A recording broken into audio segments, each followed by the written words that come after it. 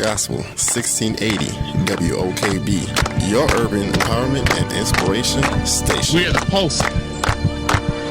Without a pulse, you're dead. We are the heart and soul of the community. Gospel 1680 AM. Welcome to another edition of Real Family Talk.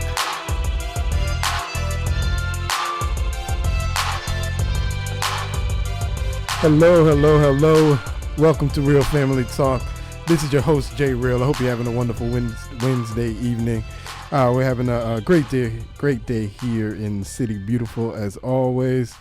I can never complain about the weather we get in Orlando, Florida. It is just too sweet, man. Too sweet. Let's go ahead and welcome everybody in the building here. Mr. King's in the building. How you doing, Mr. King? My brother. I'm excited about today's show. I don't know about y'all. I'm very excited.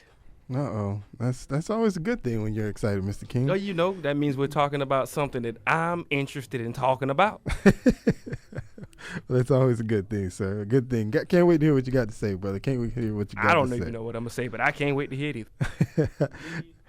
Jeremy's in the building. How you doing, Jeremy? Jeremy's here, younger brother in here. I ain't in the booth today, you know, Brother King. He wanted to take my place in the booth today, so I get to sit in here with y'all today, with you today, you know. But how you doing? Doing all right, sir. Doing all right. No complaints. And Miss Tamia Brinson is joining us this week. How you doing, Tamia? I am blessed. Wonderful to be here. Awesome. That's what I'm talking about.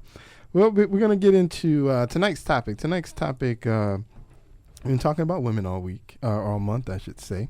And so tonight what we're doing is, obviously in families, the woman is sort of that matriarch, that backbone that certainly runs the family, if you will. And so tonight... I'm about to run the family. That ain't biblical. Okay. Well, we're talking about the backbone of the family. I'm just saying. But I didn't see that in the Bible. But in talking about that, of course, in today's age, we're obviously seeing a lot more interracial couples. And so I asked the question in relation to that to say, are interracial couples bettering the community or hurting the community? And by that I mean black culture. Or is that adding to the black culture, or is that taking away from the quote-unquote black culture experience? That's the question tonight, interracial relationships. So we're going to get into that tonight, and so should be good. 407-894-1680 is the number, 407-894-1680. But before we get to that, just a couple of quick stories I wanted to bring up. Of course, this happened about 2 weeks ago now, talking about what happened with Pastor Creflo Dollar.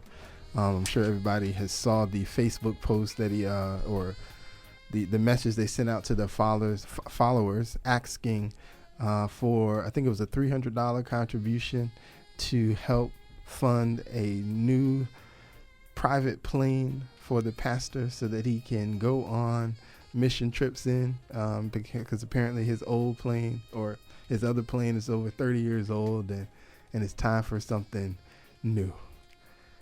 Real quick, I mean, what were you guys' thoughts when you saw this story? What was your thought? Just first thought when you saw the story, what did you say to yourself? My first thought, I was like, what in the world is this? But then you had to think about it like this. If his members, you know, he asked his church, correct? He asked it, yeah, his church members, I'm assuming. If he asks his church, if they choose to do that, you know, that's their pastor. They want their pastor to fly around in the new plane. That's their business. Now, if he did a public solicitation. Well, they were his followers, so I assume they're church members and perhaps others. I mean, but again, people that support. I would say this. Doing. I will give him this credit. He didn't lie. He was honest and forthright about what he was raising the money for. So just as if whatever corporation say, hey, we raising money because we want to have a plane so we can do more charity work and ship things to whatever country, can you donate? And people chose to donate. Would we be mad at them? Gotcha. So to that degree, I mean, when you really think about it, I guess he's not wrong, because at the end of the day, it's a choice. It's not like he didn't go into the offering or go into the tithe money. You know, hopefully he didn't and just start extracting money, say, I'm going to get me a new plane. He put the call out there. He put it out there and said, hey, would y'all send me or help me raise such and such money for a new plane? You know, at the end of the day, you know, that's his business. You can't tell nobody what to do with their money. If they choose to donate, they choose to donate. There you go. Ms. Brinson, I see your face. They can't see your face in the audience, Ms. Brinson, but I see your face.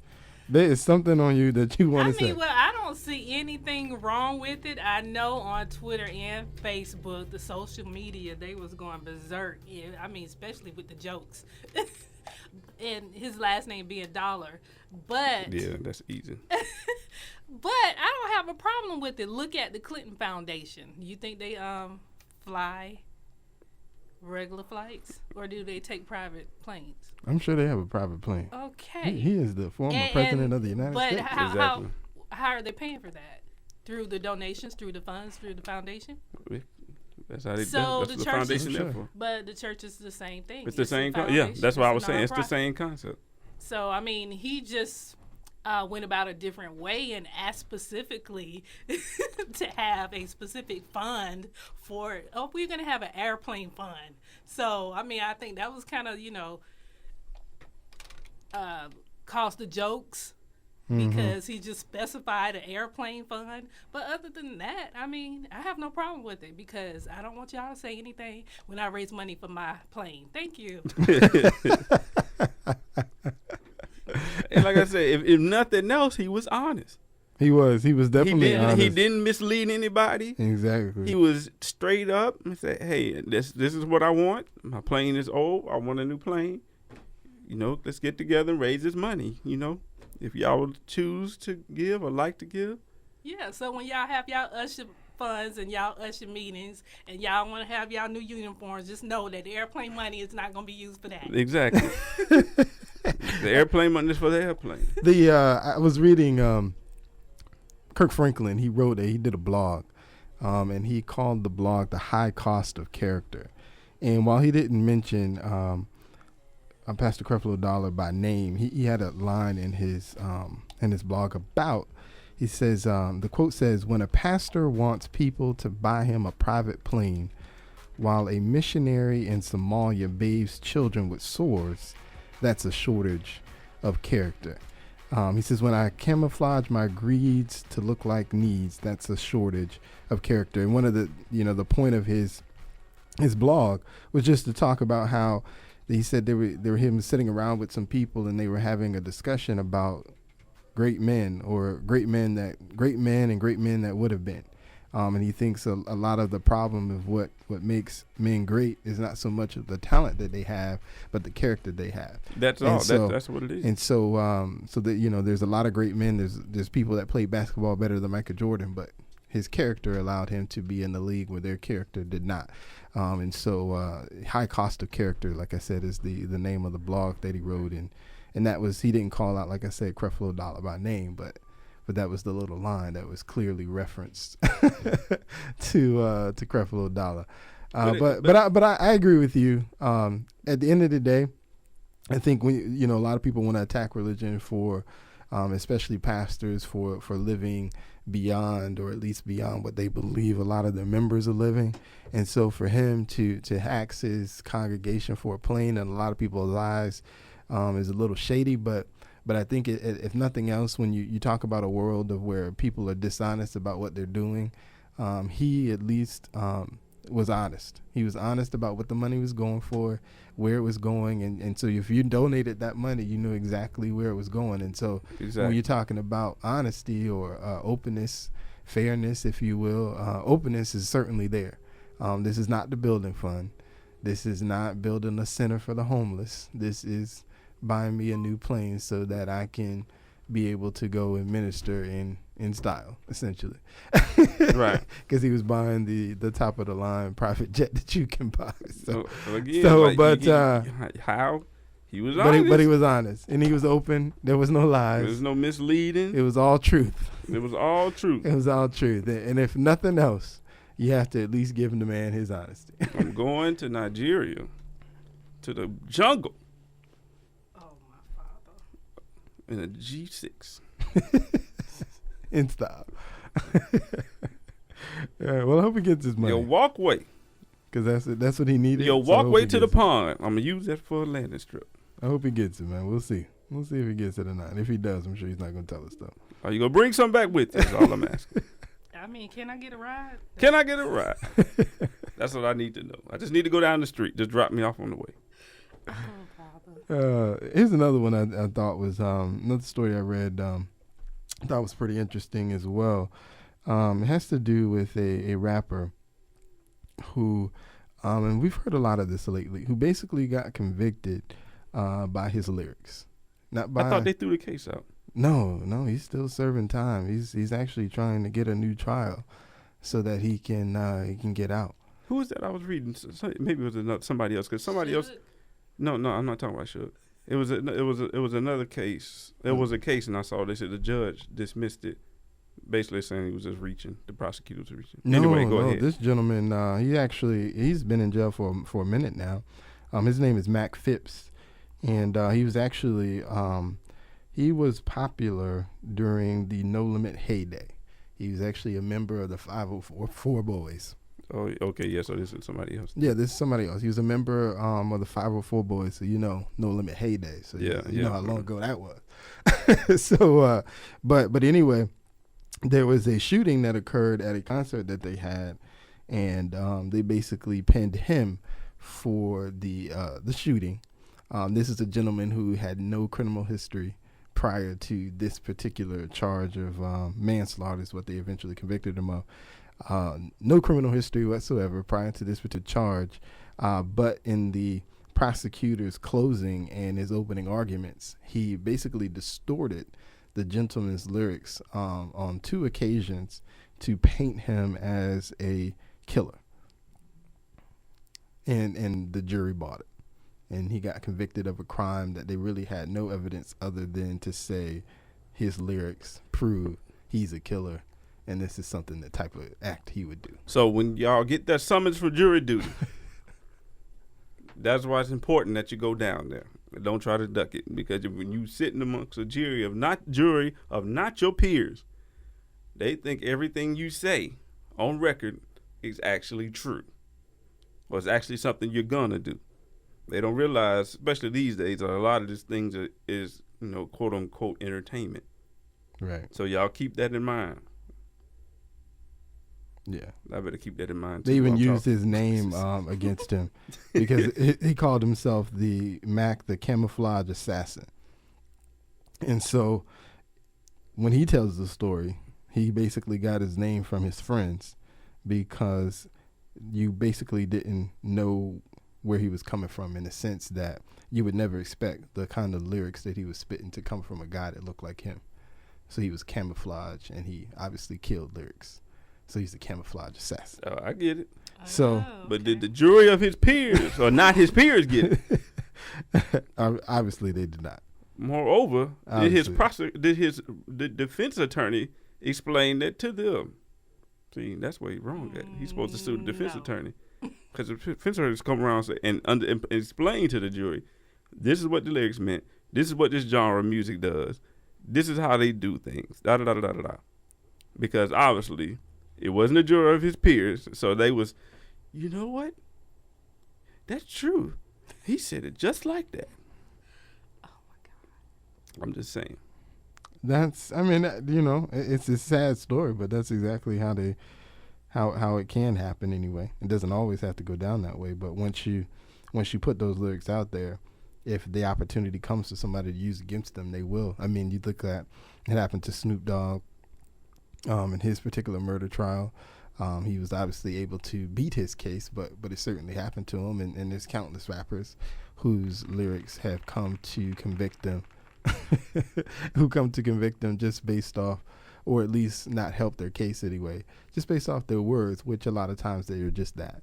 They are words and not necessarily what they have actually done themselves. They could just be commenting on what they saw in their upbringing, but I just posted the story and just reminded people, man, be careful. Watch what you say. Words do come back to bite you. That inciting? What? Rap lyrics? Uh-huh. Well, no, because I look at rap as I look at reality TV. It's not real. Now there are, I'm sure, some gentlemen who have done some things in their life, but I guarantee you, the ones that have done some things in their life are smart enough to paint stories that don't detail what they did. So from that sense, I mean, yes, there's people who have done bad things, but everybody that raps bad things has not necessarily done them. Because there's a lot of people in rap that just rap about bad things. Most of them just rap about bad things. Yeah. It's not what they've actually. So you want that clue when you say, who's really a gangster out there? Listen to the lyrics. The ones who not making direct references, those the ones that was really in the street. That's so that's what I believe. Or they I just mean, ig- but or you they got just the music ignorant. culture in it. What? I mean, just the street life, because they basically have to, from what I understand, my basic knowledge that I have of the music industry, that they have to basically hustle in the streets to get the money for at least a demo or what have you. Well, that is some people's story, but that's not everybody's story. And they don't have to.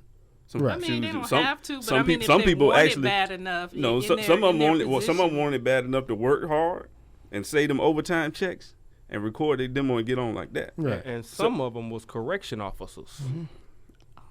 Some of them come from real good backgrounds where their parents support their dreams. Right. Some of them went to church. Are we talking about each other here? I mean, I'm just saying. No. No, Not at all. ain't nobody in here no rapper. We in here with you. That's what I'm saying. Is Not that at how all. you got your dream? You hustle in the streets to get rejoicing? Hey, me I'm no sorry. say nothing. Oh, okay. I'm with you. I'm sorry. I don't want to be the one snitching on you. No, but no, that is not everybody's story that they all hustled to get where they were. It isn't. Now that's probably the story that they sell, because that's it sells, Yeah, but like that is Empire. really not everybody's reality. Okay. There's some Hakeems in the world that are just that Hakeem. Oh, okay. I thought Empire was real. I'm so sorry. You know what, Brother King? We still looking for that oil. Huh?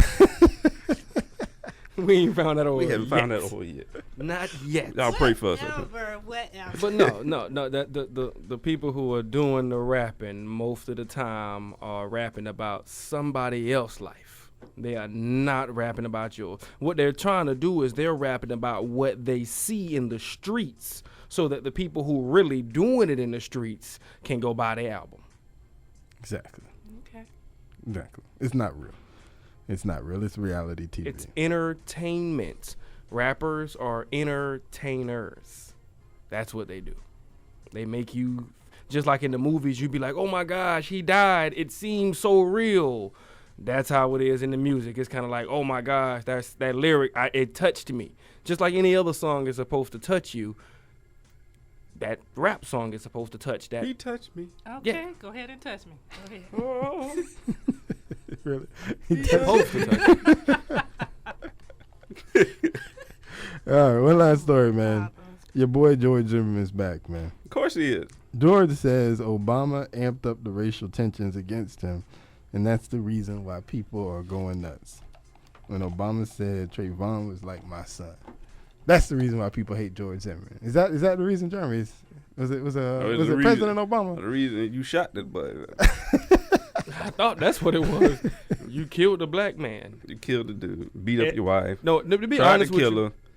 it was the phone call that made everybody hate George Zimmerman. Because if we wouldn't have heard that, oh, we not going to let another one get away, and everything that he was saying on the phone call, we wouldn't have known the real person that he was. Because it would have been just like, oh, well, who knows what happened between him and Trayvon. But when the phone call got out and we heard how he really felt, that's when we stopped liking him. And then we found out that his daddy was a judge and he got off. Wow. Yeah, that's pretty much the only thing I can't get past is the phone call. Yeah, that's about it. I mean, because I'm not going to say you can understand, but two people get into a debacle. You don't really know what happened. But that phone call was like, oh, okay, so that's you. That's who you really are. Right. I mean, I can take a self-defense argument, even after they got into a fight, even after he supposedly reached for his gun because Trayvon Martin was kicking his behind. So I can even take that argument, but again, if I hadn't heard his voice, calling into 911, calling the guy names without even knowing him, that I can't get past that. There it is, George. So if you're listening, George, it's not Obama. It's you. It's you. The president didn't do nothing to... Start with the man in the mirror. The president didn't do anything to besmirch your character, sir. It's you. But it's just amazing. If I was that dude, I would be under a rock chilling. Why would he be on the rock if why he's still would he making just money? Wreak havoc. I would just be under a rock. I mean, I just wouldn't be He is out just- making noise. Exactly. He trying to you get. He trying couldn't to find me. keep. He trying to keep Like his you fame want to going. be found. No, that You man. That couldn't man find probably me getting. nowhere. Man, George M probably getting paid for appearances and all that stuff. You got to take advantage of it while you can. All right, I take the appearances, but the appearances aren't public. Nobody's publicizing his appearances. Exactly. So- Nobody is saying so I can he's take over that, here. but- No, nobody's But saying other that. than that, man, George just was be at a quiet. club in Stop Sanford like stop 2 talking weeks to ago. reporters. George was at a club. He was DJing. He was MCing on the mic. He was doing all that. He getting paid $2,000 an appearance. It was at a KKK rally. This dude, George is not welcome at a KKK rally. I don't know. He might have gotten an exception list. No, he's not pure He's enough. not. He's not pure enough. Not by any stretch of the imagination. Hey, man, you got to be pure enough. There are no exceptions. With Clarence to- Bigby's section, with Clarence Bigby's side, they take everybody. You just got to have the one come and go. But remember, as soon as he was exposed, he was Kill kicked him out. out! Kill him out! As soon as he was exposed, But he was kicked still out. down for the call. Left his wife and everything. That's dedication right there. If we had that dedication for our movie, we might be all right, John. Oh boy, Clarence Bigby, son. Clarence Bigby. All right, man. Let's move Thought on, it was man. Clayton. It is Clayton It Bixby. is I'm sorry. Bixby. Clayton Clarence. I'm sorry. It was Clayton Bixby. It is Clayton Bixby. Thank you for correcting me. We're moving on, man. So, interracial relationships. So, the question is again 407-894-1680. Interracial relationships, are they helping the community or are they hurting the community? That's the question. And by that, again, I'm suggesting, is it adding to black culture or taking away from black culture? Anybody want to be the first to speak on that one? I'll take the mic. So, here's my thing. I don't necessarily know that it's hurting the community. I asked the question though because when you think about a lot of people who are interracial, as far as their parents were mixed, and so now they're part black and part whatever, that a lot of them tend to not necessarily wholeheartedly embrace their or some of them anyway. Don't wholeheartedly embrace the black culture.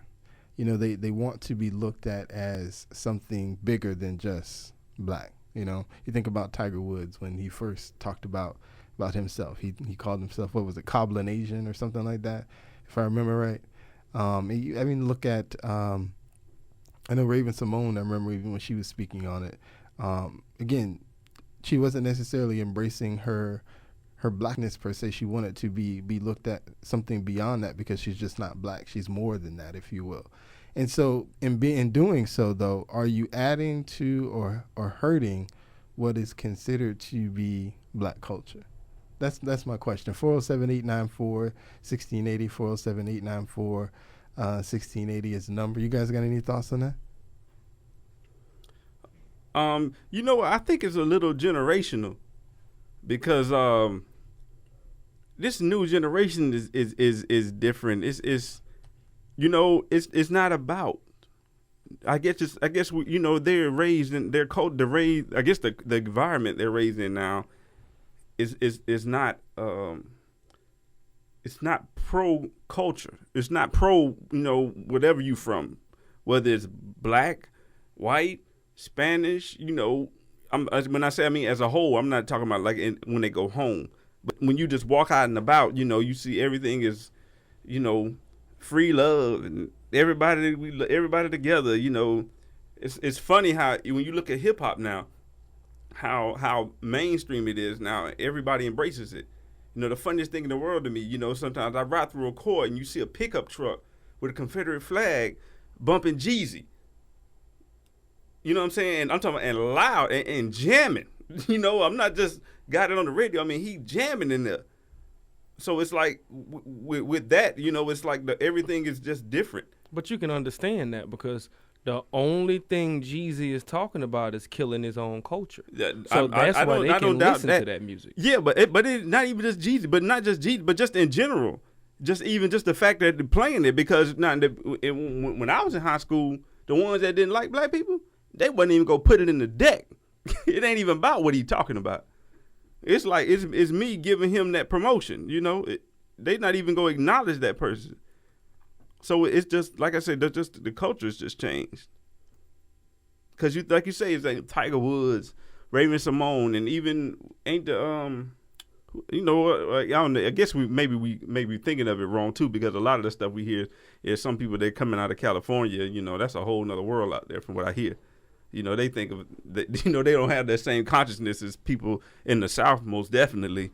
You know, especially, you know, so, you know, maybe we're thinking of that because we see them on TV and they talking like this. But even still, though, even when you look around now, though, like say how everybody's dressed the same. You know, it used to be, you know, black people dress some way, white people dress a certain way. You know, Spanish people they dress they way, and sometimes, you know, Spanish black people dress similar, but now everybody look the same. It's like some kids, you walk down the street, you looking at them, you don't know what they are. And they can have blonde hair. That tells you right there what they are. No, not all the time. Miss Benson, what do you think? Well, I don't think it matters. I mean, maybe I'm different because when I was at, oh Lord, I'm giving away my past here. But when I was at West Orange High School, well, let me back up. When I was at Oak Ridge High School, and we lived in the inner city in Orlando, and predominantly black and Hispanic, and it was very comfortable, of course. I grew up in an all-black neighborhood, went to an all-black church. Then we moved all of a sudden in my, 10th grade to West Orange High School, and it was 20% blacks, and the rest was all lily white. So it was a dramatic change, but I adjusted well. Very well. So since I went over there and I got in with a lot, matter of fact, I have a few good friends from high school still. So, I mean, my experience, I am more accepted in other races than I am with my own. Interesting. Wow. That is interesting. Mm-hmm. Why is that? I have no idea. You should. Well, it just piques my interest. I mean, what is it that you think is different about why they are more accepting as opposed to others? Any idea? I don't know. I think that the environment was just more open. Well, I feel like their environment, with the society that we live in, they try to make everybody like them. You know, our culture came from, we're going to go back to the African culture where you didn't have to wear clothes. You didn't have to wear a suit and a tie. You had, you know, locks. We had facial hair. But in their society, they want you to have a suit and a tie. They want you to be clean-faced. They want you to speak a certain way. They want you to meet their society. They want you to look like them, dress like them, talk like them. And, you know, with a lot of proper speaking people, a lot of people who dress a certain way, they feel like, well, we can accept you because you are more like us. You talk like us. You don't say any slang, any ebonics. You dress like us. You don't, I guess we'll say these days, have your pants sagging or anything to that nature. But that's why their society will accept certain people to a certain extent. They won't accept everybody, and they definitely won't accept. They'll make it seem like they accept you, but I don't think they'll accept anybody to a certain extent, though. Maybe Miss Brinson, the way she speaks very well. And maybe because of how she speaks. You speak so well. You speak so well, Sister Colin Powell. You speak so well. Maybe that's the reason why she gets accepted by the other cultures But I and wasn't societies. accepted in my own. Because you don't speak Yeah, I was called bad. white girl syndrome. Yeah, because you speak so well.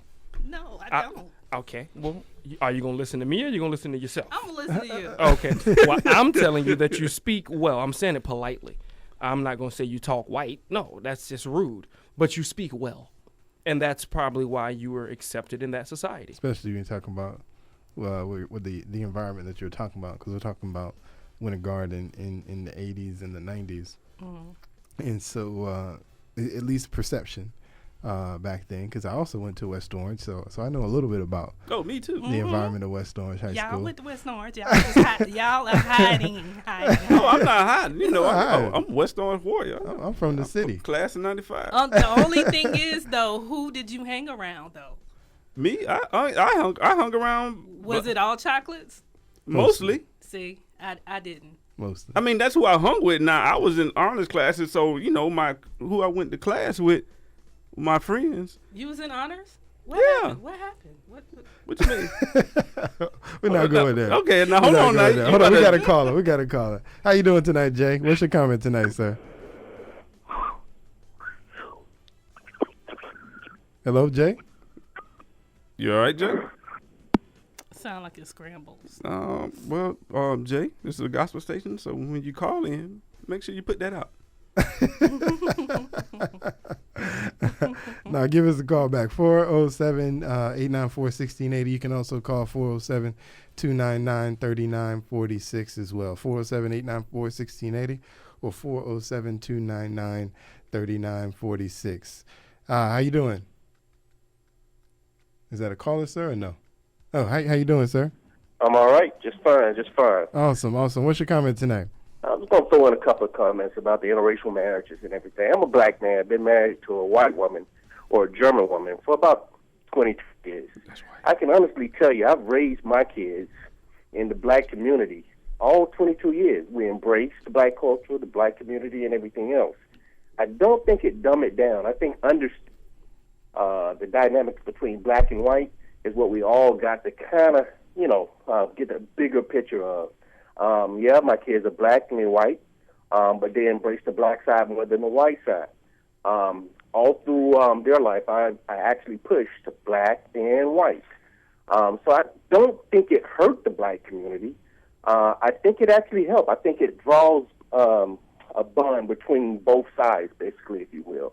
I don't think it hurt the black community, though.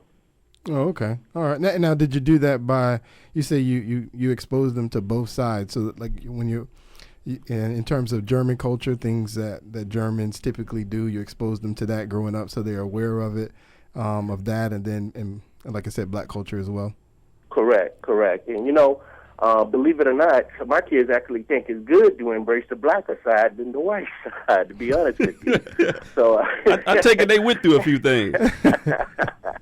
You cannot tell them they know more black than they are white. So you cannot tell them that. They will correct you real fast and everything. And they want people to understand that the dynamic is there. For me, the biggest thing I had to face as I'm going through a marriage of that magnitude, believe it or not, it was both cultures. It was black and white. I can't just say my people discriminated against me, and I can't just say her people discriminated. It was both equal. I think understanding the dynamic between, the relationship is what you got to do.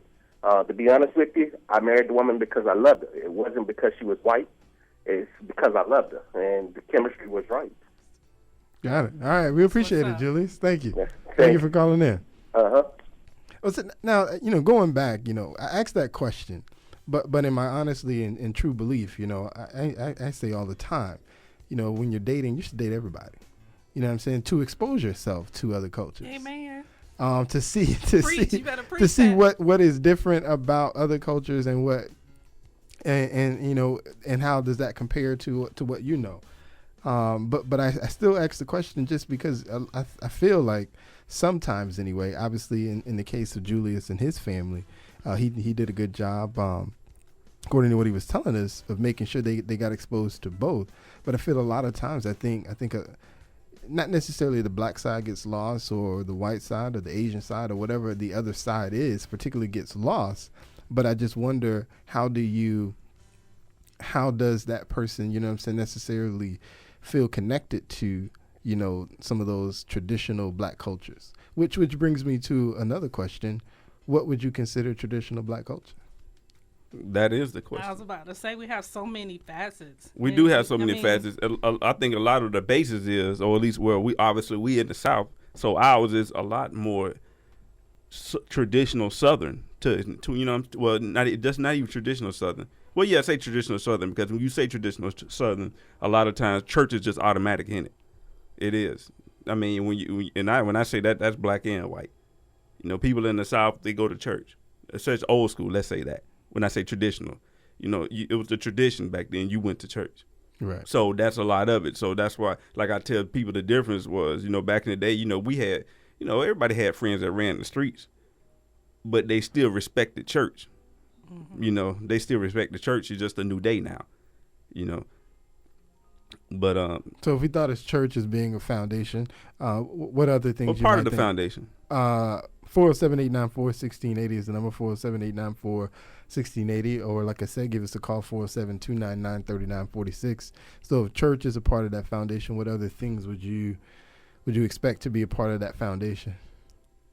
But as far as our culture, yes, your racial consciousness. You conscious that you're black. And not only that, especially if you have parents that was also raised in the South, they make you aware of things you need to be looking out for. You know, when you're talking about, you know, when we had the shows talking about police harassment, you know, most time, you know, they teach you, hey, make sure when you get pulled over, or hands on the wheel, because they're going to think of you a certain way. Hands on the wheel, don't make no sudden movements. Be polite. Mm-hmm. Don't get angry. Don't raise your voice. You just give them a reason. Or even in the workplace, just being aware that you are black. Right. Yeah. And you need to act a certain way, especially dealing with corporate politics. Right, exactly. So, like, you need to toe the line, if you will, to a certain extent, you know. But as we get older, you know, some of us just not willing. Just to be honest with you. So that's two. It's so funny though. It's one of the things that it's like we had the Dave Chappelle sketch that "We're keeping it real goes wrong." It's like running. It's real, like Brother King was saying. They want you to do this a certain way, and a lot of times that goes against everything we was raised. I mean, as far as our everyday, because every day we're taught, or we're just used to being honest and open with each other about everything. So then when you try to translate to the other environment, a lot of time it just doesn't translate. Because that's not an honest environment, no matter what that company policy say. It's go for what you know. That same one, you're smiling, hey, you going to lunch with them every single day. Well, one of y'all got to get that promotion one day. And you don't think they not in the office, kissing the boss tail and everything else, and don't let the boss keep talking about you too much. But sometimes they have a glass of wine when we go to lunch. Did you know that? Oh, I'm sorry. Stuff, but you understand what I'm trying to say, right? That's part of that culture, and that can't even that's not even just you can't say another white person, the same black person who might be doing it, because if they in that mindset of trying to get ahead, they get into the culture, that corporate culture, and it's a backstabbing type of culture. And like I said, it kind of just goes against what we was raised. We was raised just to be open, honest. You look a man in the eyes and mean what you say. Okay, all right. So, and then also, I don't know about you guys, but in some circles, I wouldn't say families, because every family is different, but in certain circles, you're kind of expected to go to a HBCU. Oh, yes. And I know I went to one. Even though now that I look back on it, I probably should have made a different decision based on who I like to date. So I didn't find it out until later on. But anyway. So that's your fault, that ain't it? Yeah, but I made the decision based on culture, though. Right. But that's not a bad thing. Because I'm with you on that. Because honestly now, but see, I say the opposite. I was supposed to push to kind of go to HBCU, and I didn't. And I probably should have. Mm-hmm. Yeah, you should have. Why you say that? Because you HBCU material. What does that mean? Hold on, let's Yeah, explore this. yeah, Let's you pause are. the show. What is HBCU I mean, but, material? okay. Because I wasn't on the campus, so I got to know. Like I just told you, like I went to West Orange, and I feel okay. When I was in the hood, so to speak, I didn't fit in. I was called a white girl. I was, 2 steps back. I couldn't dance. Okay, so I went to West Orange, and I fit right in. Because they can't dance out there. What you trying to say? White people can't dance? No, it's You ever seen them getting that line dance? They get down now. no, it was just natural. So it was just kind of surreal to finally go to. I was going to Benny Hinn's church at the time. Again, a white church. I was in a Benny Hinn whole. not white. At the time, I was in environment. My environment was white, but once I graduated, I had this epiphany, this culture moment, and I chose to go to Bethune-Cookman, which in reality, I should have went to UCF or UF because I fit right in line. My whole world was white. You understand what I'm saying? I understand what you're Okay. saying. I got what you're saying. See, I mean, those of y'all know, I don't really know Tamia, but our families know each other. So when she's saying all this, I'm like, huh? Yeah, your mama know me. You know what I'm saying? Because I know, obviously, I know your brother, and I know your parents, your father especially. So it's like, what? Yeah, I'm gonna blame. You can blame him. He the one No, took me no, out no. good. For Saturday Night for so he shouldn't have took you out there. Is what you're trying to say? I'm sorry, we're getting off topic. Go ahead. We're a little off topic, but we're going back to the topic, and so the second question I pose is what is a representation of black culture? So when we ask that question, are interracial families taking away from black culture or adding to them? It goes back to that's a question a lot of people ask. A lot of people say in America there isn't really no black culture. As far as culture is concerned, because a lot of blacks don't even barely recognize the fact that they have African history in their bloods. You know what I'm saying? So there is no black culture really. There's just American culture. A lot of people argue. And so, the second question I ask is, what is black culture? So what is an interracial relationship potentially taking away from when we say black culture? 2 things have been mentioned so far. This idea, traditionally speaking, in the South anyway, church is a big part of the South. And so if you're going in the South, you probably were, especially if you're in 40s or older, you were in the church pretty consistently. If you were like myself, or at least you were familiar with the church. If you're like myself, you were there about 6 days a week. 6 out of 7. But if you were at least familiar, you certainly went on on that Sunday and maybe that Bible study during the week and something to that nature. So church, if you're talking about Southern black culture. The other thing I mentioned was racial awareness, which I think is a big thing because I think a lot of times when you talk about, let's go beyond even interracial relationships. A lot of times these days you have white couples who are adopting black children from other countries. Mm-hmm. And so when you talk about racial awareness, I'm not saying it's not possible for that potentially non-black father or mother, or a lot of times it's fathers is the way it's going down these days. But if they're aware of some of the racial issues that their black son or daughter may encounter growing up, and even if they are even conscious enough to be able to explain them to them.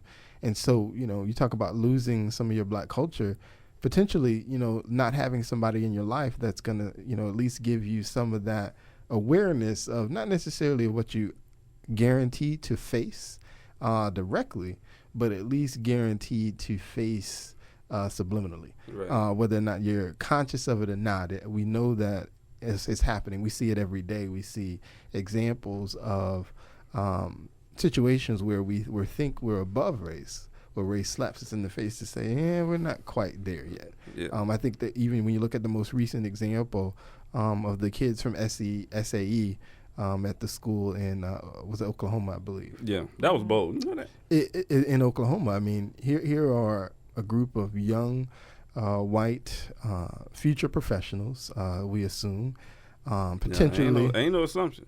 Potentially, students who are going to be managers, CEOs, COOs, people that could potentially make decisions. And Some of them clearly, gonna run for office later. clearly in their college life, they apparently feel a certain way, so that when they get older, obviously one would assume that they're going to feel those same feelings. But to think these are a group of 19, 20-year-olds that are feeling that way is interesting. It goes to say, because a lot of times we talk about, you talk to young people and they go, oh yeah, but in our generation, we don't even think like that anymore. And it's like, maybe you do. Maybe you do. I mean, I have a son that's 20 years old. And so, just talking to him, and even I have a son that's 18 as well, talking to them, they really don't see it. It's so funny. And they'll call you a racist a lot of times. Man, you're kind of racist. Like, no, I'm not racist. But I am a realist. I am. I always I say am a everybody. realist.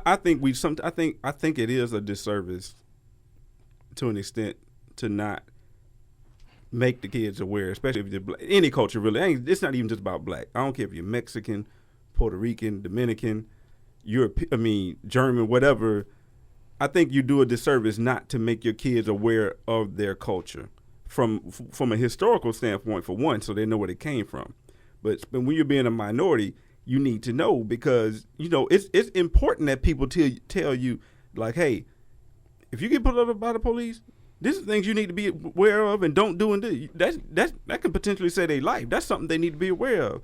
And then not only for that standpoint, but from a standpoint of when something happens to them, when something racist happens to them and it hits them right in the face, they does not their whole world don't come crumbling down. Like, I thought we were over this, because some people that'll crush the rest of their life. If that first thing don't happen to them till they 25, 26 and they in a work environment, they think everything is all good. We got a black president and, they think we've gone there. Like, no, it's real. And some things you just need to be aware of. Not that you teaching them, all white people evil and all that kind of stuff. And it ain't even about that. It's just about you need to be aware. Like you need to be aware if you walk across that street and you don't look both ways, you might get ran over. Some stuff you just need to be aware of. Well, I think it's a lot of stereotypes that people have made into jokes, and that's why they feel like it's no racism. There's a lot of hidden racism also that people just overlook because of stereotypes. So I think that today's slave masters have actually done a great job of hiding racism so that the youth doesn't even know, so that when you do speak on it to somebody that's 18 or 20 years old, they look at you like you're crazy, because it's a lot of hidden racism that has turned into stereotypes that we laugh at. Back in the day, it was an insult to talk about how black people just love chicken so much. That was kind of an insult. Now it's just a joke. And most racist comments are now jokes. You have to prove racist intent. It's a lot of hidden racism, basically. A lot of us don't know our culture. The last name, let's just take Smith. Smith is a Americanized last name. That's not a culture last name that Africans had. When we came to America is when we got the last name Smith. So I feel like the relationship between Africans and, Europeans or whoever came to America and brought Africans here, I feel like I think it's actually ruining our culture, because we don't know our culture. Well, we think we know our culture, but we don't know our culture. We feel that going to church is the culture because once we got to America, we started going to church. We don't know our culture before we came to America, and we don't try to find out. We go with what we think is going on because that's what my mama told me. But your mama was tricked and fooled and bamboozled, and so therefore you are also. A lot of us don't want to hear the truth. Once somebody starts telling the truth, we look at you like we look at Sister Brentson, like, ew, what is wrong with you? Okay, well, let me ask you this, since you call my name, since you like to call my name. Well, no comment. Let me ask you this. What is the white culture?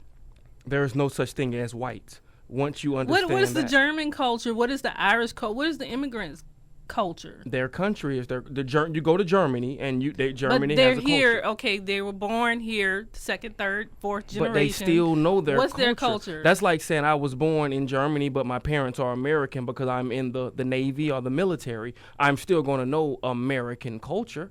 What's American culture? America has no culture. That's why. So that's my point. What does it matter? What does what? The same reason that we picked on you for not being able to dance. It matters because if you don't know and if you don't know how to why do does it matter that we have separate cultures? So you that asked the question. that makes me me. If I'm separate from you, that's what makes me me. So you identify yourself with your culture instead of you identifying yourself with your own choices? Correct. My culture identifies me. That's Okay. what I always can fall back on. If I don't have a culture, then what is my nation? How can I be readily identified if I Well, don't I have mean, a culture? Well, here's the I don't thing. know. That's just something I just thought about. I mean, I don't really see the significance. I know a lot of people I'm probably going to get a lot of hate mail. But What is your if we're email address so we can send it if there? we're in America and we are all Americans, I don't see why we have all of these different factions. Drop the labels. Drop the race. You can't. The culture This- of hold on. America Let's That's say is this. slavery. but that's the Well, problem. hold on. Culture That's of the America problem. No, is that's not slavery. part of the problem. Let's That's first the of all problem. let's throw all that out. No, we can't do that. Oh, everybody be one. No, that's not realistic. And the reason One I say love. no, it's not that you can't have one love. You can have one love with a bunch of different people. No matter what country you go to in this world, if you go to Africa, you can go to any country in Africa. There's not no one. There's not. Let's just say Zimbabwe. There's not one culture in Zimbabwe. You got a lot of different cultures over there, and these are all black people or all But Africans. they know their tribes. They know their tribe, but that's what I'm saying. Every tribe is a different culture. So what we got to realize too, what culture is not necessarily your history. Your culture is the environment you grew up in. That's your culture.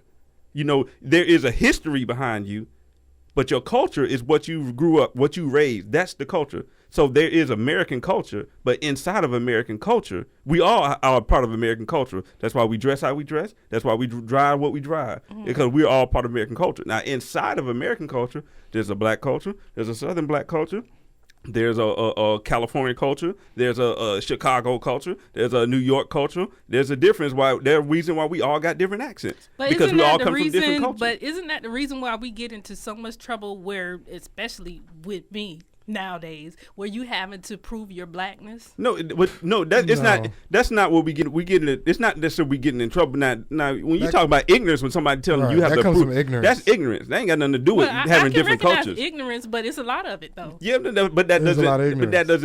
doesn't mean there's something wrong with different cultures. That's just people being ignorant. And now where you go in the world, if you go over to Africa, you gonna have to prove this. I'm sure there's some people over there in South Africa say you ain't no real South African because you don't do this. You know what I'm saying? Right. Well, that's what culture definition by Webster is: the belief, customs, society, groups, places, or time Right. of a particular society.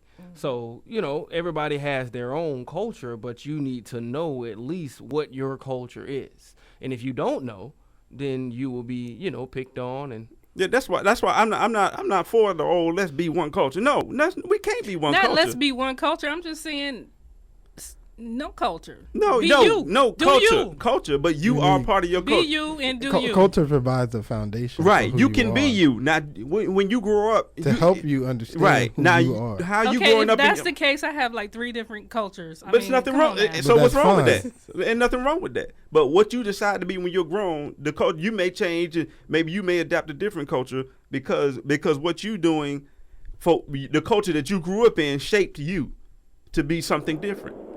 How you doing tonight, Chris? What's your comment? Listen, man, look, culture, you don't get in trouble because of your culture. You get in trouble because of the level of education that you will have. You get in trouble because of the society that you live in. You get in trouble because of what people expect of you coming out of your hood. For example, born and raised as a Chicago culture, I knew what was the south side of the Chi was like. So I knew in order for me to survive, I would either have to bang, I would either have to make sure I get in and getting good with a group of people where I know that they'll watch my back and I'll watch their back. But being a culture is having an identity of where you once come from. Being in America, everybody gonna have a form of different culture because you got to understand when America was formed, it was formed under the European nation, and it really didn't start gaining its own identity until later on down the road, and going into the 19th century and all that. So you just gotta have a form of identity no matter what. Right. All right, I appreciate it, Chris. I appreciate it. I disagree, but Well, of course you would. But I think I don't think I need a culture. the reason why culture is important is because, like we said, culture provides a foundation for you to understand what you come from, so that you have an idea or you can begin to gain an idea of who you are. It goes back. You think about a lot of times adopted children a lot of times feel lost sometimes due to the fact that they don't know where they come from. And so they search out their real parents due to the fact that just to fill a hole to understand where they came from. Exactly. And culture is the same way. It just helps provide for a piece of you so that you understand where you come from, so that as you become an adult, now you might experience your culture and go, oh my gosh, I can take some of these things from my culture, but there's a lot of things that I got to change about myself if I'm going to move forward. You might feel that way, but if you didn't know where you came from, then you wouldn't have the mindset to know the things that you need to change in order to better your future. To use Chris's example, I can avoid a whole lot of heartache. You use Chris's example, the culture he says in Chicago was gang culture, so he had to learn gang culture. And so now, as an adult, can he survive in America, living gang culture? No, but there's some things that he learned in gang culture that he can apply to his life today to help him move forward. Exactly. And so, but if he didn't have that experience, then there'd be some piece of him that perhaps could be lost because he didn't have that culture. So it just helps provide a foundation. It doesn't have to define who you are, Right. but it helps give you a foundation so that you can understand and become whomever you're supposed to be. Because without that foundation, anything can be put there. I As mean, he said, the foundation, I agree with religion, but not culture. Well, the religion religion is is a part part of of the the culture, culture. It's part of it, but I mean, that's the only part I would take. Well, that's fine. I wouldn't agree to anybody else telling me like what you ought to be. Well, no, but that's when you become an adult, you choose to what you want to do. If you come an adult, you may grow up here in Orlando, but guess what? If you get a job or you move over to Brazil, you're going to be a part of Brazilian culture. So your culture is going to change. I'll take that. Okay. That's just part of it. When you come an adult, you choose. Okay, I'm going to live over here. I'm going to live in this. She'd rather go to London, I believe. Brazil, okay. Brazil. No, I'm gonna live in this neighborhood. Right. I'm gonna live in this neighborhood. When I go to this neighborhood, I'm gonna go kind of have to adapt to the culture in this neighborhood to some extent. Mm-hmm. You may go all in and fall in, or you may be like, okay, well, I'm gonna live here. I got to live here, but in my house. Right. But You have to know who you are. It's just like a lot of Hispanics, they come over here, but they know their culture. Mm-hmm. So that's why when they go home, all they speak is Spanish. Now, once you go out in the streets and at work or to the grocery store, they'll speak whatever English, or they'll learn, or they'll adapt to whatever's going on around them. But in their household, it's going to be their culture. Now that I understand with the language, but the whole code, like the whole elements, I'm not with that. Well, to summarize and kind of just bring this back to the original question: do interracial relationships hurt or better the black culture? I think ultimately, as long as the culture is being expressed to those children as they grow up, I think it's only going to help, because the more you know about the world around you, I think the more successful you can be in that world. I was watching a show the other day. Power is the name of the show, and one of the lead characters, he's pretending to be a businessman, but his background is he's a big time dope dealer. But anyway, he was speaking to a successful white guy. And he asked him about his business, his club business. He asked how he's so successful. And one of the comments he made is he said, well, my upbringing allows me to be able to converse with anybody. Mm-hmm. And so, he grew up in a drug culture. And so that culture allowed him, because everybody does drugs, right? There's no race behind drugs. But in experiencing that, he was able to blend. He could talk to this white businessman who's owned businesses all his life, and that's what he knows, is how to run a business. He can talk to the stockbroker. He can talk to the young man, that's in his drug phase, if you will. He can talk to that 20-year-old, that whatever, because of his upbringing, his culture. He can adapt to whatever situation he needs to. From the hood house to the White House. So culture is important. And I think as long as it's being expressed, I think it's going to be a good thing because you're seeing blended sides. You're seeing a couple of different sides of life, which is only going to help you in the long run. So yeah, definitely. I think it's going to help eventually, hopefully, as long as you take to it. Well, and it's being expressed. I hope that is we intermingle so much that it doesn't even matter. It doesn't even matter. Unfortunately, I think that's never going to happen. We live in America. Exactly. Well, I mean, it's more and more of us mingling. We so do need that's to. good. We do and, need and to we are intermingle breeding. more. Yeah, we are breeding. We definitely need to intermingle more. We'll see you next week. This is WOKB, your Urban Empowerment Inspiration Station. My brother, my brother.